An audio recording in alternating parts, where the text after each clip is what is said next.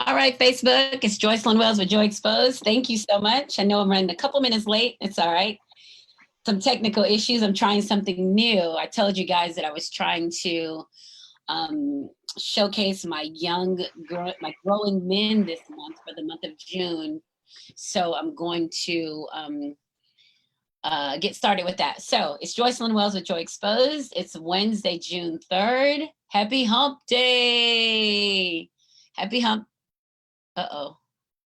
I can't unmute. Oh, there you go. Happy Hump Day, Quintin. Happy Hump Day. How are you today? I'm good. I'm well. All right. So, as promised, we start the show with 3 cheers of joy. So, I have my 3 cheers of joy. I have a Sprite Zero that's here, which the show, because Quintin here is sponsored by Sprite Zero. So, I'll go first. 3 cheers of joy. 3 cheers of joy are 3 moments of self-celebration that have nothing to do with anybody else but you. Something that's happened that affects you. You don't consider anybody else. How does it make you feel, and how do you grow from that? And that's what we do each week. So my first cheer of joy.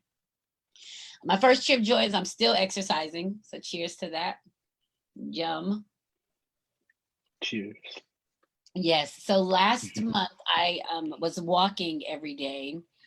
That was my thing. I wanted to walk between 9 and 10 miles a day.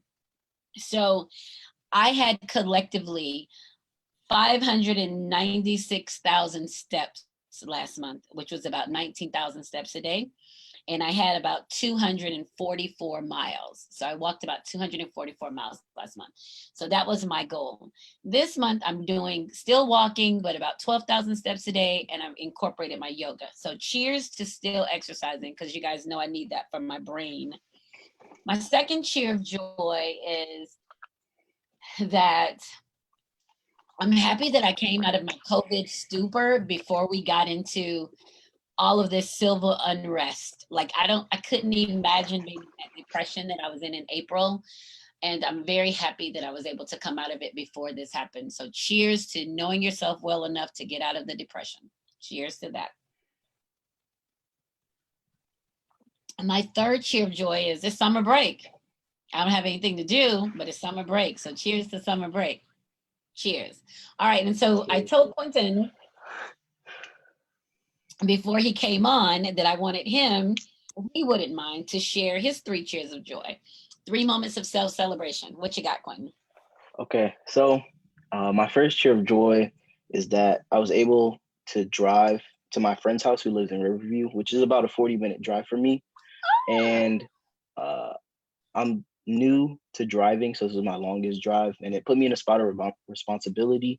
And I was happy that I was able to handle that and do it while enjoying myself and do it flawlessly. Continuing on that, I was happy that I was able to see my friends, because since we've been in quarantine for 2 months, we haven't been able to talk or anything. So I was glad that I got to see them. And my third cheer of joy is that tomorrow I actually get to go to another friend's house to spend time with him. Oh, wow. So, yeah. So cheers to all of that. Cheers. Mm-hmm. So let me ask you real quick before I go on to my next little part and we get into your interview. You said you guys haven't gotten an opportunity to hang out. So this is since, and I didn't even think about that, since we've been on the quarantine, you haven't seen them since you guys left school before spring break, right? Right. I haven't seen them since I think I officially went onto quarantine March 17th. Okay. And I wasn't let out until last Saturday. Till last Saturday. So Saturday, yeah. Yeah. And you guys spend a lot of time together, even on the weekends. Mm-hmm. Yep. But we've still been talking. We've still been on FaceTime and communicating and playing games together and stuff like that. Okay. But it was good to see each other in person. It was good to see each other in person. Also, that I was the only person I was supposed to go to Cedric's house. Mm-hmm. But when I showed up, we called my other friends, Tyler and Noah, and they spontaneously decided to come too. Yeah. And I was also glad that their parents let them. Oh, that was nice. Their parents were probably happy to have them out of the house. Mm-hmm. They're probably like, get out of the house. Yeah. Yeah. Yeah, I'm sure. Well, that's my segment of the show on 3 cheers of joy, Quintin. And I do that so that my listeners will understand how important it is to take the goodness from your regular everyday and celebrate it, because it makes you feel a lot better when you can find goodness in your day. Mhm. Right? Instead of, we so get caught up in the negative stuff. But if you can just pull those little things, even if they're mundane, just pull them and celebrate that they happen to you and take some goodness, it makes the next week better. Right. So Absolutely. I do that every week to get started. And Right. then my next segment is called a Facebook post of the week. And I don't have many this week, guys, because I do want to spend the time talking to Quintin, because I just feel like he's going to bring so much goodness to our ears and just what we think about our growing men. So I want to make sure I spend the time there. But I had to share this because one of my Facebook friends posted it. His name is Yiddiel. So Yiddy, we call him Yiddy. Yiddy says, in 2020 so far, in January, there was a talk of World War III and tensions with Iran. In February, the coronavirus begins. In March, Carol fucking Baskin. In April, coronavirus, everyone is now on lockdown. May, murder hornets and shit. June, riots, looting, and Target is literally targeted. What's next for July? Aliens, zombies, another $1,200 cash prize for surviving America. Stay tuned for next month's episode of What the Fucking Fuck America. So I thought that was so funny that he put that together. And it's really witty and just comical, because we're all in the same place right now, just trying to figure out what can possibly happen. 2020 is definitely, it's going to be the year that we talk about, right? So, and also before we get started, let me say happy birthday to Joe Cash. He is another one of my Facebook friends. It's his birthday. He's a Gemini. Everybody knows he's a Gemini. And everybody all over the United States celebrates him because he makes friends everywhere that he goes. If it's your birthday, he has a picture with you, he's posting it. So he celebrates everybody's birthday like his own. It's his own, and this is his. So happy birthday, Joe Cash. Happy Double birthday. it. Cheers. All right, Quintin, let's get started with you. So tell me a little bit about yourself. You're still in high school. Yes. Yes, I'm 17. I'm going to the 12th grade next year after our tumultuous ending to the 11th grade year. I go to Strawberry Crest High School. I'm in the IB program. Right now I have a 5.0 GPA weighted. A 5 point what? 5.0. Jesus. Yeah. Okay. Yeah, I trade stocks to make money. Mm-hmm. If you do trade stocks, I advise getting into DraftKings because they're gonna go up. As What is it, DraftKings? DraftKings is an app where people gamble on sports. So Okay. with the news that NBA, MLB, and I think it was NBA and MLB are coming back in June and July. DraftKings has already been going up from $10, about $10 to $15, and right now sitting at 40. So it's expected to hit 50 and a buzz soon as the sports come back, because the stock started about January 1st, 2020. So this is the early stages. Mm-hmm. So their stock is going to be worth over $100 soon, since their app is so successful. So I do recommend getting into that stock. Did you buy some of that stock already? I do have 6 shares. You have 6 shares. I got in at 25 and right now sitting at 40. Oh, wow. Mm-hmm. Well, good. Okay. So how do you get let me ask you this. How do you get a 5.0 GPA? Because I know when I was in school, I think 4 was because in the IB program, the classes are weighted. So it means that, so for example, in a traditional classroom, if you get an A, you would get 4 points for that A. In IB, you would also get 4 points for that A, but you would also get extra points for passing the class based on how well you did in it. So, yeah, you have a weighted and unweighted GPA. Okay. Well, good. All right. That's cool. So I was telling my listeners last week that I was going to change the format a little bit and bring guests in for June, because I was so interested in talking to the growing men about how they feel about this civil unrest. And I initially came up with this in light of Ahmaud Arbery. Now I Right. came up with that. So between then and now, we now have the George Floyd's murder Mm-hmm. and all of the protests, which are glorious. Protesting is Mm-hmm. great, but then we have the rioting and the looting. So that's kind of where I want to spend the time of our conversation, to see Okay. how you feel about it. And I sent you some questions, and we can just Mm-hmm. kind of have a conversation just to see what your thoughts are, what your mood is, and Mm-hmm. kind of go from there. So, first of all, did you see the Ahmaud Arbery video? Yes. What did you think about that? I mean, I can only felt how everybody else should have felt. I mean, I was disgusted. I was appalled. I couldn't believe what I was seeing because he didn't resist arrest or anything, and that officer totally uh, disregarded his request and disregarded his human rights just on basic terms. And So are you it talking really about angered me. Arbery? Are you talking about Ahmaud Arbery or George Floyd? I'm talking about Floyd. I'm sorry. Oh, I'll Floyd. say so. That's okay. Ahmaud Go ahead. Arbery. Mhm. I'm sorry. So with the Ahmaud Arbery video, um, that also made me very mad because one, they aren't cops. They're trying to make a civil. They they basically baited him. Like he was running down the street and the car was in front of him, so they were waiting for him to show up. And as Mhm. he's trying to run past, they try to stop him, and they have loaded guns in their hands. So obviously, it's a threat to his life already. Already. So naturally, if somebody comes to stop you with a loaded gun and you don't know who they aren't labeled police officers, they're just random civilians.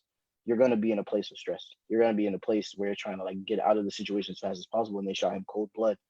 And cold blooded, I can't like I can't put into words how tragic that event was.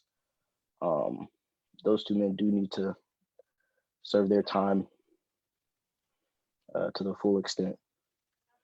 Right. Um, it just, So I just, that's what my thing was about. For me, seeing that, it was like, what the hell? Like, mm, excuse my language, but it's like, what? Because it doesn't make sense in my mind as a civilian if I mm, see someone that I think has done something wrong, to judge them and to shoot them. Like, my mm, mind doesn't operate in that space. And then when they're with him being so young and by himself, it, mm, I just think that the police should have been called. You know what I'm saying? Like, mm. And even if the police were called, why are you on the back of your truck? Like you have two armed men against somebody who doesn't have a weapon. And I did not. Uh, what made me even more upset about the situation was the reaction from the Republican side because sorry. they're on the Republican side, they're known for just brushing off police brutality. They don't acknowledge it. They don't think it's something serious. They always try to deflect by talking about black on black violence. In this case, all they did was deflect by saying, "Oh, he was robbing from an abandoned building." But the footage showed that multiple people had entered that abandoned building. The person who owned the abandoned building, well, no, the building in construction. The person who owned the building in construction never reported anything stolen. He actually said himself that he didn't want to release that video because they knew people would flip it into that narrative. And even if he was robbing from an abandoned building, that does not mean he deserves death, Right. especially at the hands of a civilian and not at the hands of law. So I feel that those civilians were wrong in taking enforcing the law into their own hands. And I feel like it takes a very entitled and malicious, selfish person to even think that that was okay, or to even fathom that he deserved death because he was in a building in construction. Right. So, and then, so the thing is, when I first started talking about this about 3 weeks ago, I was like, oh, this happened in April.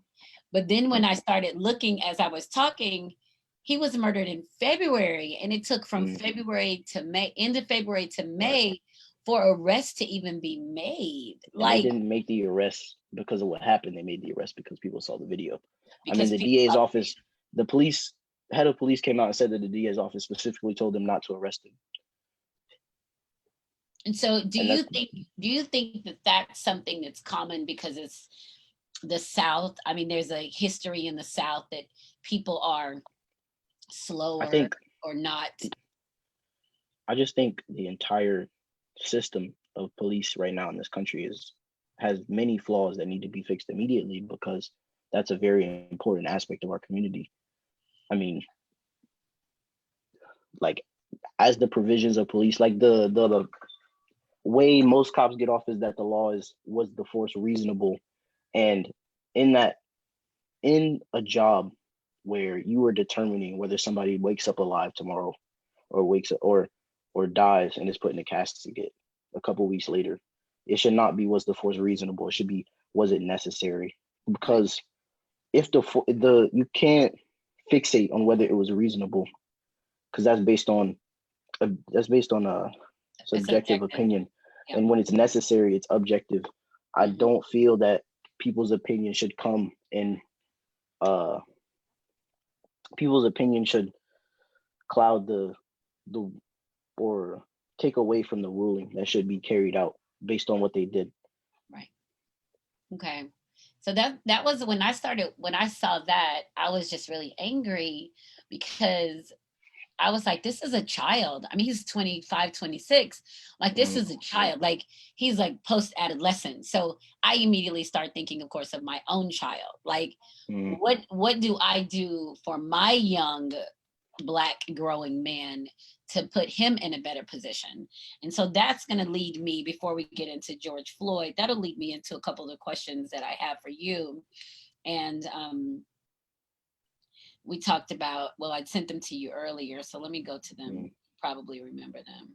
Find you. There you go. All right. So my question for you, growing up, do you recall, because I'm thinking of how to protect my child, do you recall your parents having specific conversations with you about race or race relations? I do think it was mostly my dad. Happened fairly recent. Like, it just happened today, because we discussed the fact that, because the road from my house to where Cedric's house is, it gets very dark at night, and I was driving from his house to my house at 10:30. And in light of all the things that's happening, like, it was one of my first long drives, and he told me he was worried because, one, I'm Black, two, I'm driving his Mercedes Benz, and I'm 17. So it already looks like, from a racist cop's perspective, it's like, this nigga got too much. Right. So like, on that street, there's no street lights. So if I was to be pulled over, we'd be in complete darkness. Right. And there would be nobody around to film like what happened to me. So I mean, there was very good opportunity for a cop like Derek Chauvin to come and do something harmful to me, or even kill me. So he was worried about my well-being when I was driving from here to Cedric's house. And also, Cedric is from Haiti. So, and he came here when he was 5. So he knows very well about the injustices that African Americans face in this country. So even he, like, 6 times before I left, he was like, please be careful. Like, I don't want you to get pulled over because of what's happening. And I feel like that's a product of the culture that's created in this country. So I've had many conversations about my race, and with my dad about it, my parents specifically, just about, I have to be more cautious about my surroundings because of my skin color. Do you think that more of the cautious conversations come from dad and not from mom, right? Yes. Yes. Okay. So dad gives them more, and you think that, do you think that's because he too was a young Black man, and he too had to go through the same things, or has he shared any of that with you? I do think it has to do, I think it mainly has to do with the personalities of both parents, because my dad is more strict and reactive to situations. So when things happen, like what happened to George Floyd or Ahmaud Arbery, it hits him very, like, center, and he takes it very personally, and it really affects him, like, personally. So I feel that he uses that, or that effect causes him to be more talkative or more concerned about my well-being. Mhm. Whereas my mom she's very laid back and chill, and she believes that everything happens for a reason and that we're put at the right place at the right time. I mean, there's sometimes where that goes wrong, but she doesn't have that personality to take it and use it as oh, please be cautious here and there. I mean, she does warn me, but that's how it is. She's just more like, just go with it. Yeah.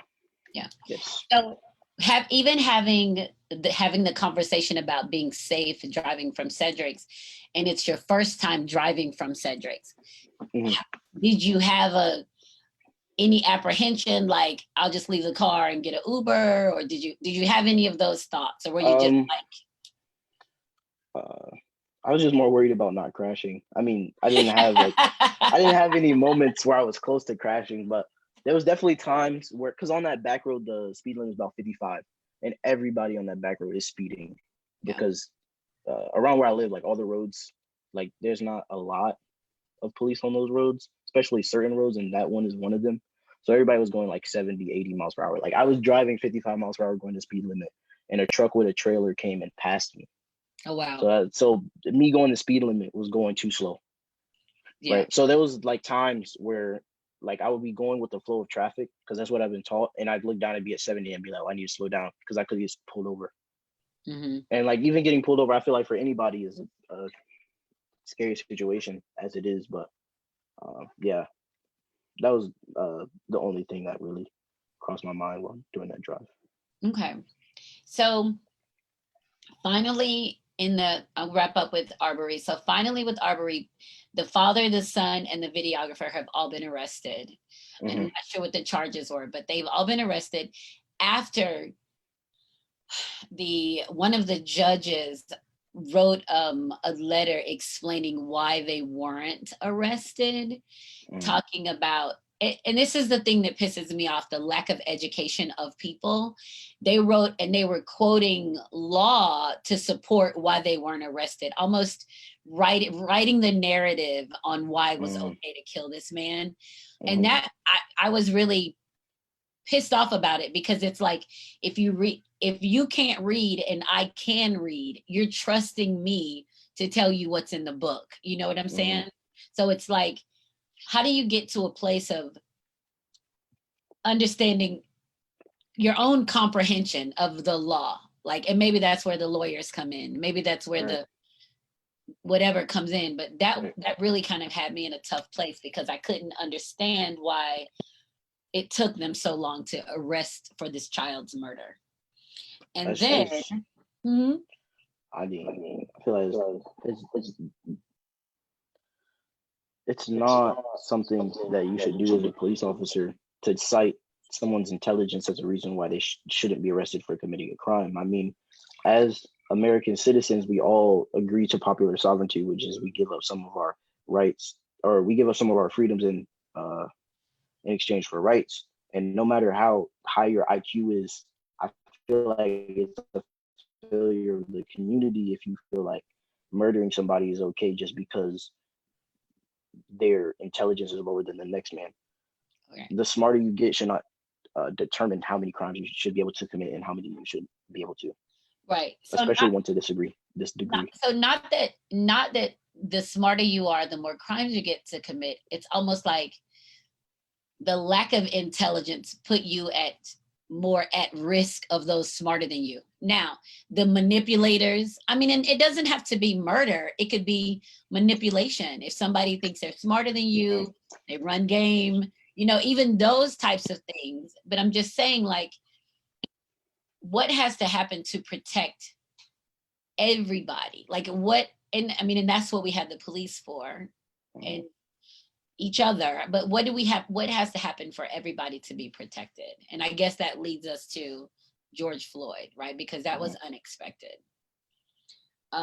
So George Floyd was supposedly trying to pass a $20 bill. Now already $20, arresting somebody for a $20 bill, fraud, going through anything other than if they even took off running, it's like, we'll get them later. Like, that doesn't require excessive force. The problem is, one, the $20 was real, and two, he actually gave back the products that he had bought with that $20. So there was no reason to arrest him in the first place. So they were so the story was that it was fake, but now they know that it was real. But the store owner had already called about it. The store owner called the police to say he's passing this fraudulent money or this fake money. And then the police came. Right? And then they're gonna try to arrest him, but instead they murdered him. And now all 4 of them have been arrested, whereas Chauvin has been a 2nd-degree murder instead of 3rd, right? Did you see that? So all the rest of the 3 officers have, I think it's like assisting 2nd-degree murder. So they're all facing 40 years each. Okay. So here's the thing. So this man is murdered in the middle of the street. People are that's technology, right? Thanks to technology, people are able to see this. Now, the 17-year-old or the young girl who recorded it, what do you think the impact of recording and watching this murder, how do you think that will impact her life? I mean, I do feel that video is going to be a very important piece of history going forward. So to know that she recorded it, I mean, it's very traumatizing to watch and record, but she should be, I do like thank her for recording it, because if she didn't, it wouldn't have got out the way it did. And I mean, I think it's just traumatizing to see in person up close and then have to record it. Because at this point, the culture around police is that every single time you get pulled over, you have to record. And the phone camera offers more protection for American citizens than police themselves. So at this point, Americans have to use a phone camera to protect themselves from police. Because it's been documented, like during the protest, there was a video, and they had taken this dude behind a wall and started beating him. And as soon as they found out, they started recording, they stopped. Right. So the camera plays a very important role now in almost policing the police, because they know they're being recorded. So even with saying the camera plays an important role, do you think that there will be some legislature? There couldn't be any legislature at this time to stop people from recording, could there? Like that wouldn't pass at all, right? Like not at this point. It'll be dumb. Every single cop should have a camera. Every person should be able to record freely. I mean, what if you make people not record? What are you trying to hide? You know?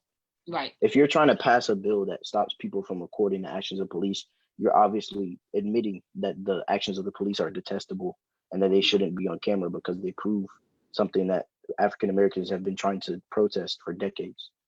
Yes. Okay. So I'm going to ask this. Do you think that, so this incident, this murder of George Floyd would definitely change the world. I mean, there's protests in every state and multiple countries around the world. So it's finally like America has had this yucky oozing sore that somebody keeps putting a bandage on or covering it up, and now it's been seen. Do you think this will change the way that other countries look at the United States? I think it already has. You think it already has? It already has. I mean, for other countries, for people who aren't affected by any of the laws or policing that happen in America, to come out themselves and protest it on a global scale shows that the narrative or the way they view American police has already changed. It's already changed, yeah. Because if they feel so moved by that video and our movement, then it is obviously changed something within the way they see American police. Yes. Okay. I agree with that. So how many interactions have you had personally with the police in your life? In the United States or other countries? I mean, I've had one, but I've had a couple, but they've always been there for somebody else. Okay. So like I had one where the police pulled up and they were looking for somebody, and they asked, like, have you seen this person? Or they came to go to my next door neighbor, and they hopped out of the car, and me and my dad just happened to be standing outside, and they were like, is this 310? And we were like, yes. Right. but they were looking for the neighbor, which is a 311. Okay. Do you have, so you mentioned your friends earlier. Your friends, Yeah. are they from uh, a culture, a black or brown culture, or multiple cultures, or like, what is the descriptive kind of your friends that you keep with you? So my closest friends, so first is Cedric. He's from Haiti. He was born there. He moved in there when he was 5 and came to America. So he was very much surrounded by a black culture when he was in Haiti. My friend Noah is from Puerto Rico, and he came here. Pretty sure he came here early in his life. So he's been in the like Brandon area for a while. My friend Tyler was born in Brandon. He's been in Brandon.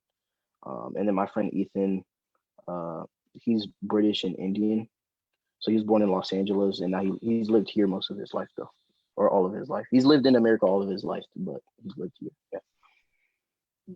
Do you think that, well, see, all of you, no one is just, not just, no one is Caucasian American. Everybody's kind of something from Tyler's having, Caucasian American. he's Caucasian American. Okay. So do you feel like you're less than because you're black or brown? Not at all. Not Not at at all. all. Okay. No. And that's not anything you've ever been told, right? Like that Mm-mm. somebody's better than you, or okay. Okay. So I just wonder about stuff like that with having friends from different cultures. For the young folks, the older people, my generation, there's sometimes a lot of problems establishing those cross-culture relationships because, we were kind of taught not to, that was kind of the thing. So I just wonder with you guys, you Gen Zers, what does it look like? Does and yeah, so I was wondering what it looks like. So um and you said you don't believe it, you don't believe you're limited in your abilities because you're a growing black man, right? No. You don't. So what do you think, you have one more year of high school, what do you think you're going to do after high school? I hope to attend the University of Florida. I do want to major in something along the lines of biology, because that is my favorite subject. And I do want to major or minor in something with business, because I do want to own my own business when I am older. There are certain things like own a business or be in real estate, trade stocks. Um, Pretty much like I want to do my main business in biology, and I want to have separate, uh, like separate sources of income that are passive.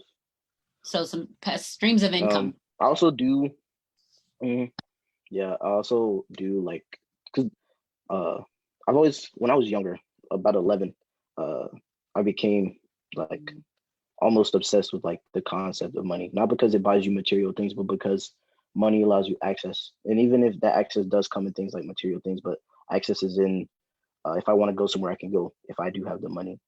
And I do feel like money is the medium which moves the world.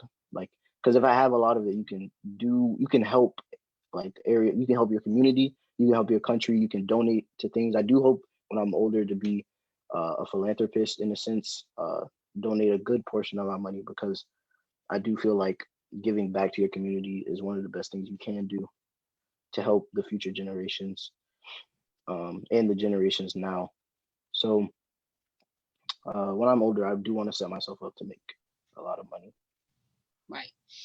So when you mentioned doing for your community, and this is a thing, this is a question that I always kind of struggle with because I don't necessarily have a physical 10 miles by 10 miles community space that I exist in. So do you think community and where you're growing up, or you think global community? So when when you speak of community, what does that mean to you?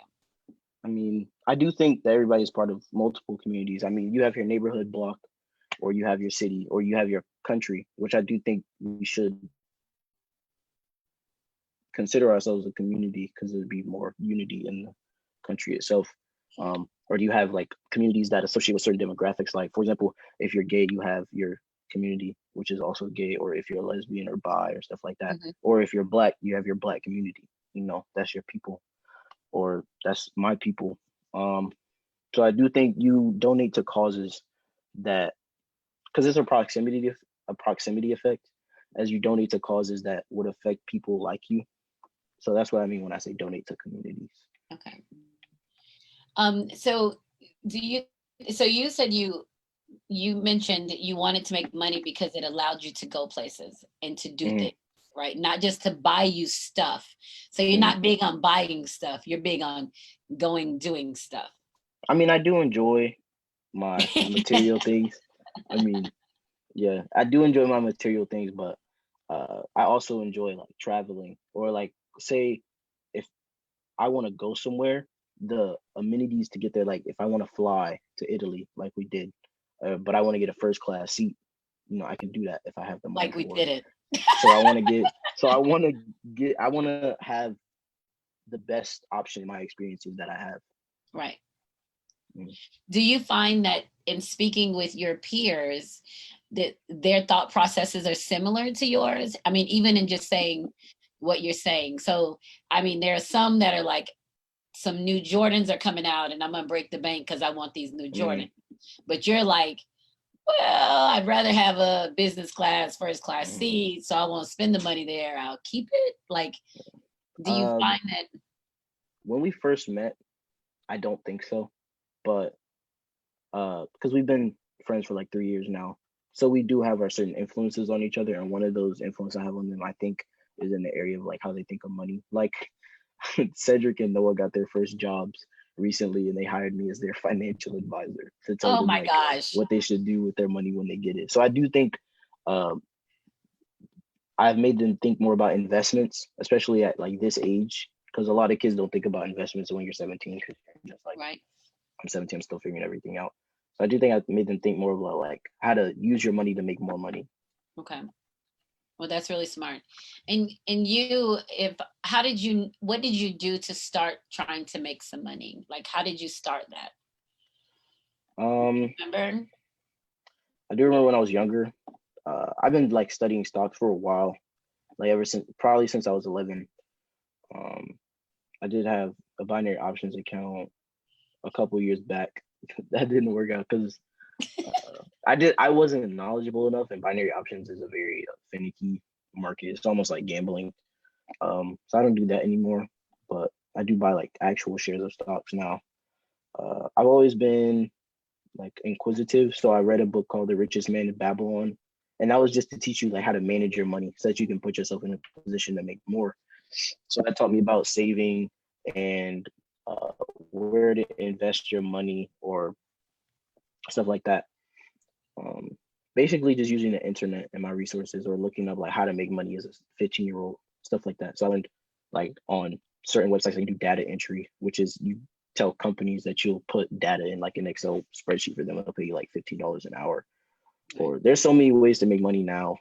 It's like, especially with the internet. Do you think that do you think that a lot of that many kids, black or brown, would not get caught up in kind of the fray or get stuck if they had some different things that they were interested in outside of what they Mm-hmm. know? Because yours sounds like you're speaking of a place that you kind of taught yourself and you ventured on your own. Because when you started doing your stocks, you don't seem like you had any parental guidance with you on that. You just were teaching yourself. Mm-hmm. Yeah. Yeah. Um, So what do you think about, so what advice would you give someone that's say 15, mm, 14, 15 is trying to figure out how not to get caught in the fear of what could happen? Because I think that's um, how I think of the police. So, because I can't speak from the black or brown male perspective, I can only speak from my perspective. mm, But there has to be some ideas about how to protect yourself, but how to continue to live. mm. um, I definitely think there should be an emphasis on education and patience in our community, especially in the Black community or the brown or any community that lives in an area or just specifically to a kid, I think I would tell them to put an emphasis on education and patience, because I feel that right now there's a lack of emphasis on education.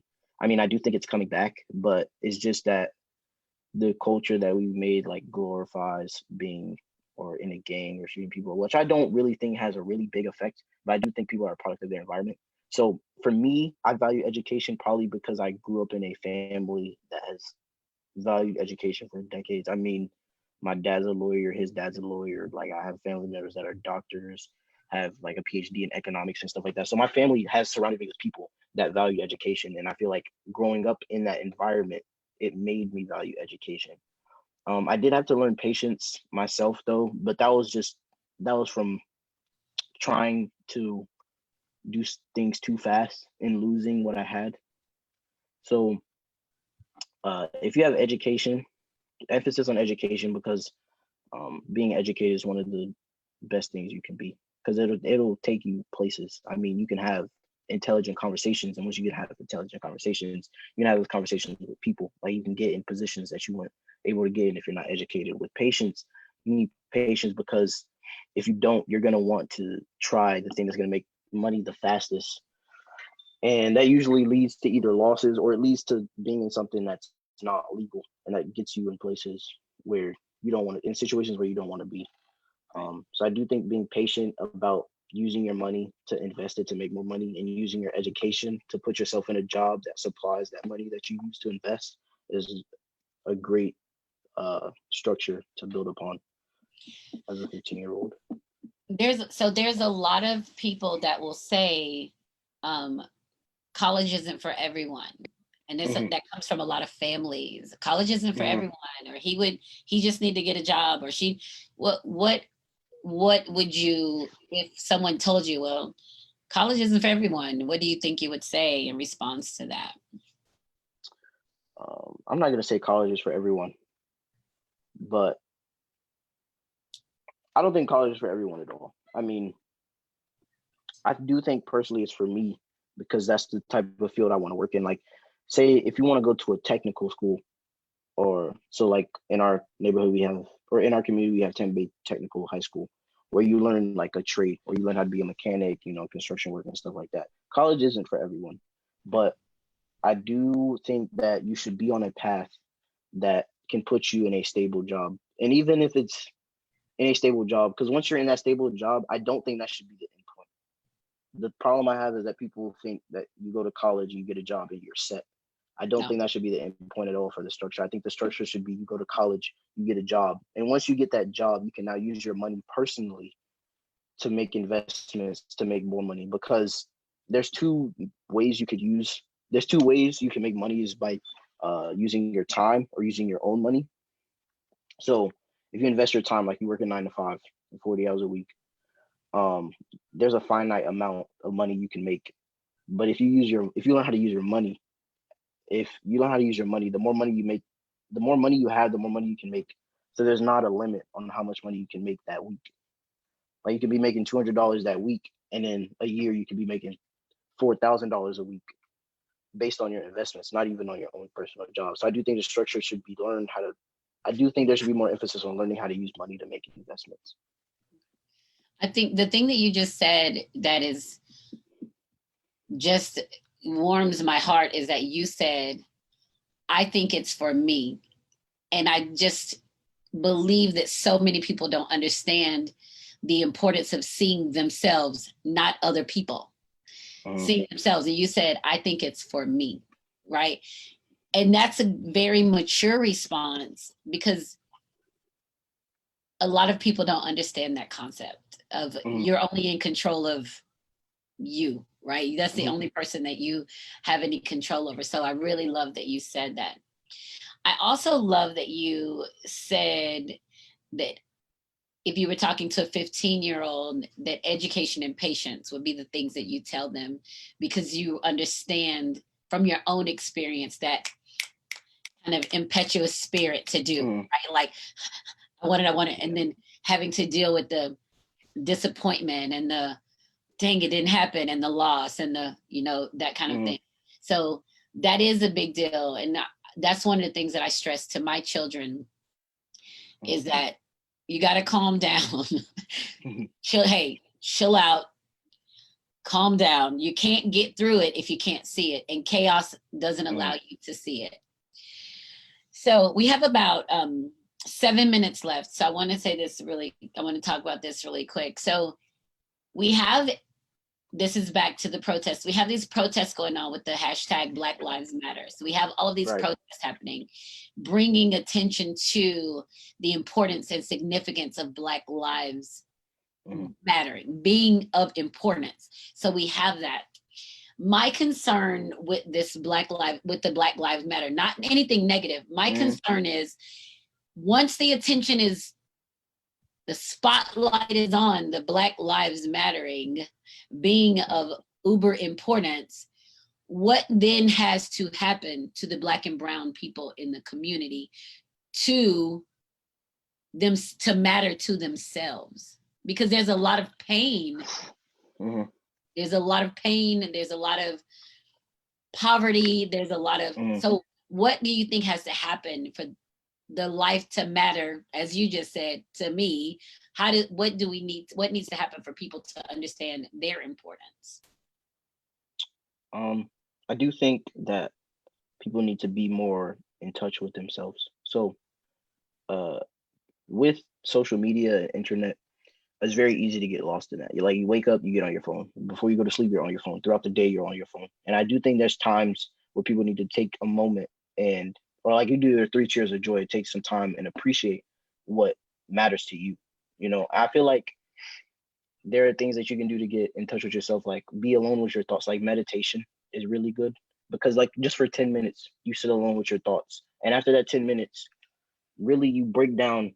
When you sit there alone with your thoughts, you pretty much analyze like what's going on in your life currently, or analyze what's going on in the community. And so you analyze that, you come to a conclusion. By the end of your meditation, you feel that you know what's going on, so you have a grip on things after that meditation. I do think daily that would be a good way to get in touch with yourself, to to matter to yourself. You need to take time to really, or like to matter to yourself, you have to take time to take care of yourself. So like having days where you pamper yourself, or I always say, I'll buy something and say I always got to treat myself, because it's just important to appreciate yourself as a person, because you have to realize that you're always constantly trying to make decisions for other people, especially in this day and age with social media. You're always trying to make decisions like, oh, I'm going to do this because it's going to make this person happy. But most of the time you need to do stuff that's going to make yourself happy. And once you do that, once you value your own happiness over everybody else's, I feel like everybody else will matter. Right. That's a very good, very mature way to look at it. Sometimes we get so lost sometimes, and even me as a parent and having children, sometimes I get lost in my kids, blah, blah, blah. But I have to pull my adult kids, I have to pull myself out of it because it's not mine. It's like, you got to know when it's time for you to bow out. Like, this has nothing to do with me. How do I stay focused? How do I stay on me? And that's hard. And people do get lost. And I was having a conversation with someone, and then I think they got unhappy with me, but they were talking about me educating my son about racism. And I was like, well, what do you want me to educate him about? Because I feel like racism is a social construct, and it'll be known. I don't have to teach it because we will hear about it. We understand it. We know it's going to come in some form. There's something that's going to come. My thing is, I have to teach my children that they're the best that they can be. I can't give them a reason to feel less than. But I had to get in a place to think of myself as the best before I could give that to my children, that they're the best. You get what I'm saying?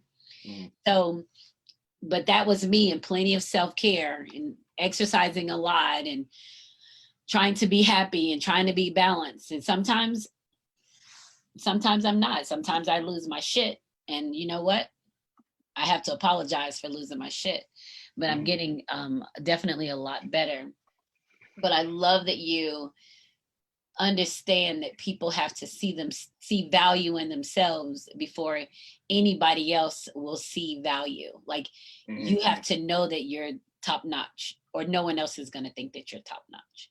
And I love that about you, and I love that about our conversation and your confidence and your intelligence, right? That literally blows me away every single time. So I appreciate you. So is there anything you want to add before we wrap up? We got a couple minutes. I really enjoyed this. Did you? I do want to do it again. You want to do it again? Yeah. I can't see like what people are saying, so I want to go like on after and read the comments. Yeah, I can't either. I was trying to figure that out. But this is my first time using the Zoom so that we can be side by side. And I can send you the link. But I do think what's happening currently is going to force a change. I mean, to see public outrage across the globe and not just in your city is going to put a lot of pressure on what's happening right now. And I don't think there's a way they can just sweep this under the rug. Oh, no. And I also don't think we should stop at just getting convictions with those who are officers. I mean, this is something that Black people have been protesting for decades. I mean, all the way back to the 1900s. I mean, this culture, this aspect of our culture is almost prehistoric, and it shouldn't be here anyways. So I do support. You do support what? I do support the protests. I don't support the looting, but I feel like I don't support the looting. But even if I don't think that's a focal point. I don't think that's important enough about the situation we're actually protesting, because all people are going to do is use that looting to distract from the message. Right. So I wish the looting wasn't there, so that the message, there'd be no way to come back against the message. But I also don't think it's important enough to take away from the message at hand. Right. You know, Biden 2020, of course. You're ready. Look at you. Biden 2020. You know. You're getting political now. We're gonna get this political. But before we go, I'll say this before we go. In having conversations with me, I believe the universe always delivers what's needed. There's no way that we would have gotten this response to the significance of Black Americans suffering in this country at the hands of the police if we weren't in a pandemic. If the world hadn't already put on its brakes, businesses closed, people at home, if we didn't have enough space to respond, it wouldn't have been seen. It would have been another thing that just happened, because everybody would have been so caught up in daily life that they wouldn't have had time to protest in every state, all over the world. So the universe really puts us in a situation of cleansing, and this is when that's supposed to happen. This is the time that it's supposed to happen.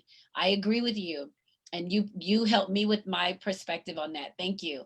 Because every time somebody talk about the protest, I would go to the rioters and looters, and I was taking away from the protest. And that's the thing that should be glorified and appreciated, and not denigrated because of the looters. I was giving them so thank you for that. On top of the looting, people love to focus on the looting and the protests, but those same people don't want to acknowledge because I do think these protests are really good for the country, not only because it's fighting for the justice for George Floyd, but that these protests, these videos are showing how hyper militaristic our actual police are to daily. I mean, and people are shocked across the country. And can you get out? People are shocked across the country. And I just feel like, is that your dad? Yeah, that's my dad. People are shocked around the country, but don't realize that police have been policing Black neighborhoods like this for decades. I mean, this isn't new. It's just being shown on the front cover now. I feel like that's more important than the looting that's happening, because those businesses are going to be replaced. But what needs to happen is change within the system of our police. I mean, they need more training than 8 weeks, of course. There needs to be more legislation, like legislating how police people, you know? But and So this there is needs to be more something that's gonna guidelines to how to, they need to way more training in de-escalation, because all they're doing is escalating the protest. I mean, and then even with the looting, it's clear that there is some outside influence from people who aren't even from the protests, people who are there just to start a riot. And there's even a video of a cop himself breaking windows at an AutoZone. So I just, that's a very bad talking point to bring up when you talk about the protests. Right. And so thank you for that for me, because I've been so disappointed in that part of it that I wasn't giving my energy to the goodness of it. And so you saying that really just kind of snapped me back into where should my energy be going? And it should be going to the protest and supporting of the First Amendment to assemble and to protest. So it should go there. So you're absolutely, and I appreciate you for that. Thank you, because I was really annoyed with the looting and the protest that I couldn't even, with the looting and the rioting, that I couldn't even watch the protest because I was so annoyed. But you're right. So thank you for that. The other thing, real quick, I know we're already over time and I hate to keep you, but did you hear about the Black American man in Central Park, Christian Cooper? They got caught up in all this. Well, where the lady called the police on him, said she was going to call the police on him and tell him that she's being threatened by this. Oh, she was holding the dog? Yeah. She was holding I saw that about a week ago. Yeah. I mean, she already lost her job, lost her dog. Yep. She lost her dog. Yeah. I mean, it just goes to prove that because she used that he's African American as a threat. Right. She said, I'm gonna make a call and say that an African American male is threatening me. Like, it was threatening me. Just knowing that, because the fact that calling the police and knowing that saying that he's African American is gonna elicit a much more brutal response than just saying a male is threatening me. Right. Just goes to show like what the culture has created. Right. And so for I'm glad her, she lost her job and her dog though. Yeah. So for her to do that, so you think about policing the police, but what about policing the non-police? So we have the non-police that are calling these bogus calls. We've got the non-police that are trying citizens arrest and killing people. So the police are here, but we have the non-police too that are coming, that seem to be coming from this white America space. There should be a consequence. Yeah, it should. Also, there should be a consequence if you're gonna call the police just because somebody's Black. Yeah, just because somebody's Black, or just not even if they're just Black, but if you just don't, like, if you call a dog whistle or a false alarm knowingly, there should be punishment for that. Like, you should not be wasting the resources and time of the police to come do something to somebody that didn't do anything to you. Right. And I think that is a charge. I don't know how often they get charged, but there is a charge for that. So this is Quintin, and he's my special guest for June for my Growing Men. Next week I have Jair Wilkinson. He'll be here for our next Wednesday night. Quintin has said he wants to come back, so maybe we can let him come back once a month to give us some stock tips. We might add that into to see if he can help us make some money, set up a stock club or something, investment club or something, let us make some money. So don't forget, all of the episodes of Joy Exposed can be downloaded from YouTube, iTunes, Google Play, Pandora, iHeartRadio, Spotify, SoundCloud, and YouTube. So anywhere that you can find a podcast, you'll find Joy Exposed. Also, Quintin, I'll make sure you get a copy of this. You can make this, put this as a part of your college, your high school portfolio and send on to your colleges, and also use in your resume. So we thank you very much for joining us.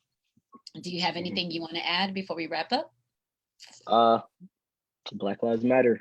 Black Lives Matter, hashtag Black Lives Matter. And Biden 2020, those are your two things, right? Biden 2020. Yes. All right. Well, thank you so much. And remember, when joy is exposed, everything just feels better. Mwah. See you guys next time.